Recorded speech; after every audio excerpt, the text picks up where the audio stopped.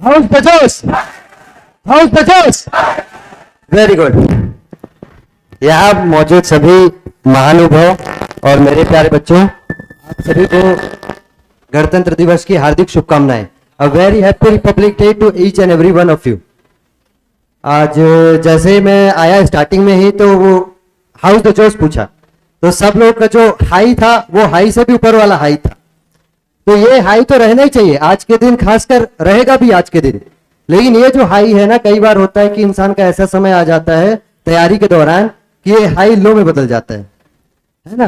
तो अभी जो हाई आ रहा है वो तो कॉमन है, सभी में आएगा। सब जो है देशभक्त बन जाते हैं। आज के दिन हो गया 15 अगस्त हो गया। लेकिन आप लोग अगर अपना ध्येय बनाए हो कि देश की सेवा करनी है, तो आपको आज जैसा जो हाई बना आपने बोला है वो आपको पूरे साल के 365 दिन 24 घंटे हाई रखना है अपने आप। समय आएगा आप लोगों का, है ना, जब आपको लगेगा कि मैं जो तैयारी कर रहा हूं आगे जा करके क्या मैं हो पाऊंगा नहीं हो पाऊंगा, है ना। तो वो बात की बात है, आप पहले ही अगर अपने हाई को लो करके बैठ गए हो तो आप ऑलरेडी वहां से बाहर हो, है ना। तो आप लोगों को अपना जो मोटिवेशन है या फिर अपना जो जज्बा है उसको बना के रखना है, बरकरार रखना है और इसको हमेशा हाई रखना है। और उस समय भी हाई रखना है जब आपको डाउट हो कि मैं इसको कर सकता हूं या नहीं कर सकता हूं। तब आप लोग जब हाई रखोगे अपने आप को, रियल हाई होगा। अभी का हाई तो हाई रहेगा ही, सबका रहेगा। आप किसी को भी देखोगे, निकलोगे यहां से जाओगे, पूछोगे तो वो सब देशभक्त बने घूमते हैं। आज सब अपने गाड़ी के सामने में झंडा लगाएंगे, भारत माता की जय सब बोलेंगे। लेकिन आप लोग अगर ये रास्ता चुन चुके हो तो आप लोगों को अपने अंदर एक अलग सा प्राउड क्रिएट कर लेना है, जो कि बाद में आप लोगों का जब लो टाइम आए, कभी ऐसा समय आता है तो आप लोगों को ऑटोमेटिकली वो हाई कर दे उस समय पे, समझे। और आज का जो त्योहार है ये पूरे राष्ट्र का त्योहार है। जैसे बाकी त्योहार होते हैं, दिवाली हो गया, होली हो गया, बाकी त्योहार धर्मों के त्योहार होते हैं। हमारे देश में तो त्योहार की अलग अलग वेराइटीज हैं। तो लेकिन सबसे जो महत्वपूर्ण त्योहार है, जो सबको एक कर देता है, अनेकता में एकता लाता है, वो ये तो त्योहार है।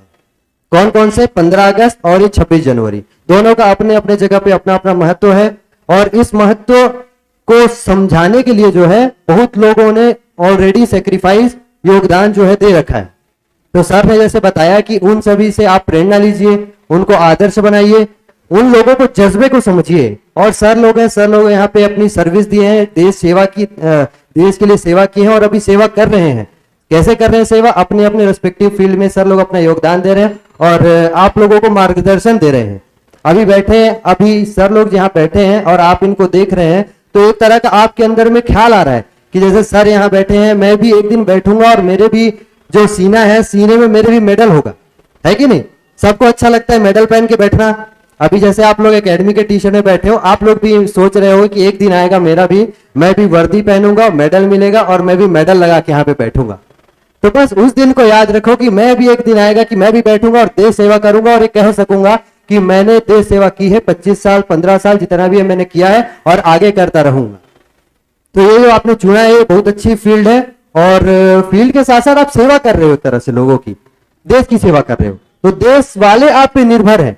आप ये समझ के अपने आप को कभी भी निराश मत होना, ठीक है। कभी भी ऐसा समय आता है कि लगता है कि कुछ और करते हैं जैसे बाकी दुनिया कर रही है, होता है ना कई बार एक बार इंसान दिया, जैसे प्रेखर है, प्रेखर दिया अपना, वहां पे उसने फुल मेहनत किया, अपना 100% दिया। मान लीजिए इनफैक्ट उसका वहां पे नहीं होता, फिर भी वो लड़का रुकता नहीं, क्योंकि उसमें जज्बा था। तभी वो लड़के को जब एक बार बाहर किए कि तू चेस्ट में नहीं हो पाएगा, वो जाके अकेले में, भीड़ है जैसे आप लोग भीड़ है, भीड़ से अकेले में जाके पुशअप मारना, जब भीड़ हंस रही हो तो वो बहुत अलग टाइप का जज्बा है, वो रियल हाई है कि नहीं। तो उस समय वो जज्बा था उसके अंदर और गया, यहां तक कि कमांडर भी खुश हो जाएगा उस समय पे, जो लेने वाला रहेगा कि देखो यार इंसान अलग होकर के मेहनत किया है, तभी उसका नाम जो है उन्होंने अलग से रख दिया था, है ना, पहलवान करके। तो दिखने में पहलवान नहीं है, लेकिन उसकी जो अंदर की जो आत्मा है या फिर बोल सकते हो जो सोच है, वो पहलवान वाली सोच है। गया और तुरंत फुला करके वो उसमें सेलेक्ट हो गया। और मान लो वो नहीं भी होता इन केस, तब भी वो आगे अपना जज्बा कायम रखता। कोई ना कोई एग्जाम आता, एग्जाम्स तो आ रहे, वैकेंसीज की भरमार है, आपको रास्ते अनेक है जाने के लिए, आपको चुनना है कि कौन से रास्ते से जाऊं और मार्गदर्शन सही चुनना है आपको, और एक ध्येय बनाना है। किसी ना किसी एक पर्सनालिटी को, सर लोग यहाँ पे मौजूद है, सर लोग को बना सकते हैं, या फिर इतने बड़े बड़े फ्रीडम फाइटर्स जो है हमारे, जिन लोगों ने पूरा अपना न्यौछावर कर दिया देश की आजादी के लिए और देश के लिए, मतलब गणतंत्र दिवस है ना आज, तो गणतंत्र का मतलब क्या है कि हम सब गण हैं, हमारा तंत्र चल रहा है हमारे देश में, हमारे हाथ में पावर है। कॉन्स्टिट्यूशन किसको पावर देता है? पूरे लोगों को देता है पावर। तो हमारे हाथ में जो ये पावर है, इस पावर को हमारे हाथ तक लाने के लिए बहुत लोग अपना सब कुछ न्यौछावर कर दिए एक तरह से। अभी 24 तारीख ही 2 दिन पहले ही पराक्रम दिवस मनाया गया। पता है सबको पराक्रम दिवस क्यों मनाया जाता है? क्यों मनाया जाता है पराक्रम दिवस? नेताजी सुभाष चंद्र बोस का क्या था? उस दिन जयंती था, पराक्रम दिवस के दिन। तो नेताजी सुभाष चंद्र बोस जैसे व्यक्ति, और भी कई अनेक व्यक्ति, अगर नाम लेना मैं चालू करूंगा तो अगला गणतंत्र दिवस आ जाएगा, इतने व्यक्ति हैं। तो मैं उनमें से एक व्यक्ति है जिनका 2 दिन पहले ही जन्म जयंती था, सुभाष चंद्र बोस।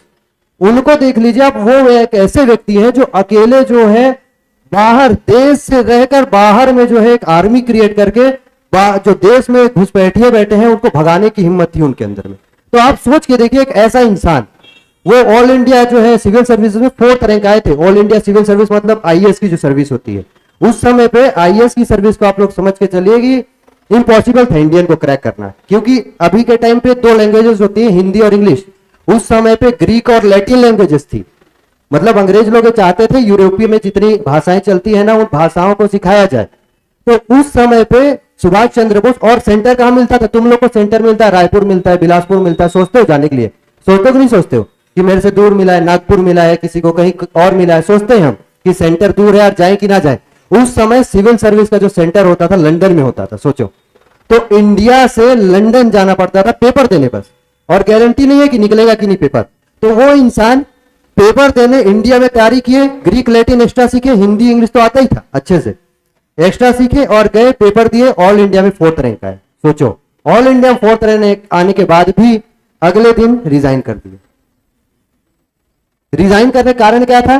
क्योंकि उनको अंग्रेजों की गुलामी पसंद ही नहीं थी, करनी ही नहीं थी उनको ये सर्विस। केवल उन्होंने सर्विस इसलिए दिया था क्योंकि घर वालों को समझाना था कि हाँ मैं भी कुछ कर सकता हूं। तुरंत निकाले, अगले दिन रिजाइन करके बैठ गए हैं। घर वाले सारे आस पड़ोस वाले आके टेंशन में पूछ रहे हैं कि क्या हो गया, क्यों छोड़ दिए, इतनी बड़ी सर्विस है, तुम नौकरशाही में जा रहे हो, मतलब तुम एक तरह गवर्नमेंट बन गए ना, तुम तो इतनी बड़ी पावर है तुम्हारे हाथ में।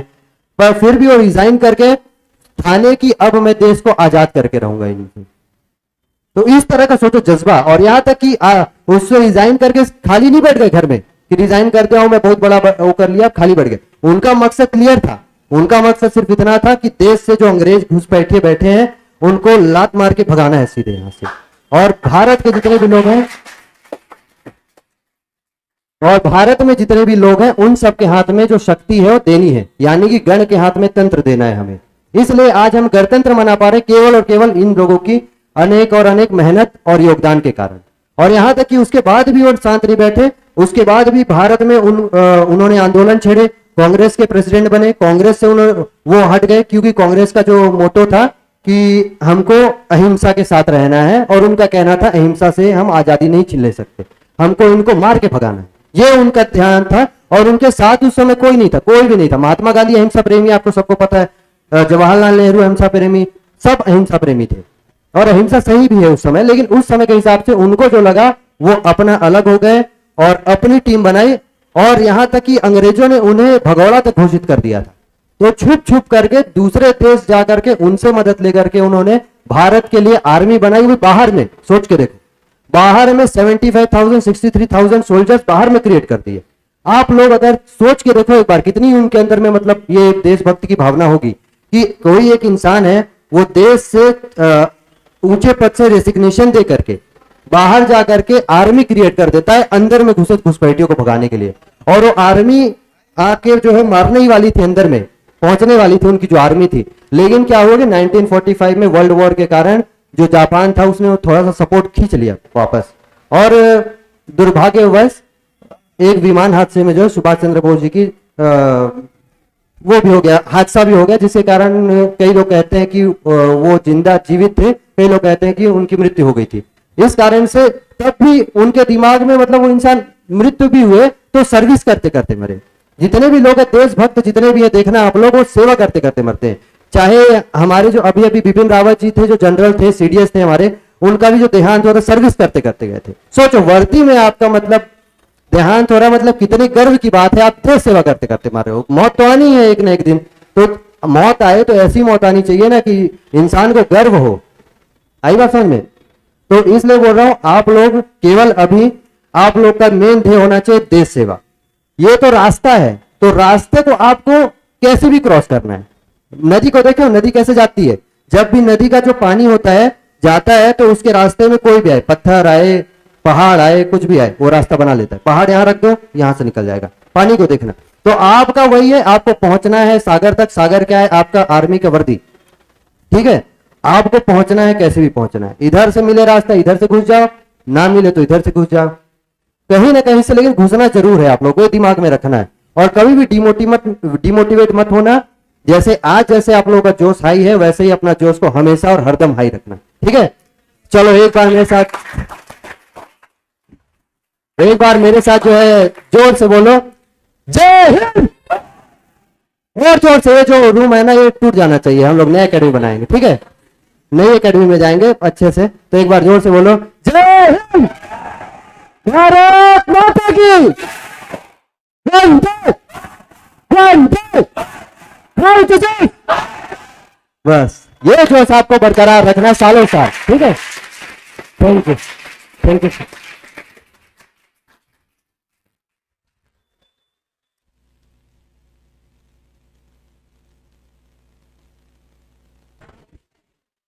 बहुत बहुत धन्यवाद सौरभ सर का, जिनका मार्गदर्शन, इतना बेहतरीन मार्गदर्शन आप लोगों को मिला हुआ है आज। ऐसे तो आप रोज इनसे मिलते होगे, लेकिन रोज सिर्फ पढ़ाई की बात करते, लेकिन आज जो इन्होंने मार्गदर्शन दिया उससे जरूर आप लोगों का कुछ न कुछ लाभ मिलेगा और मिला होगा भी अभी तक। आगे और भी अगर सर लोगों से आप लोग कुछ भी पूछना चाहते हैं, कोई भी आपके अंदर कोई क्वेश्चन हो तो आप लोग सर से पूछ सकते हैं।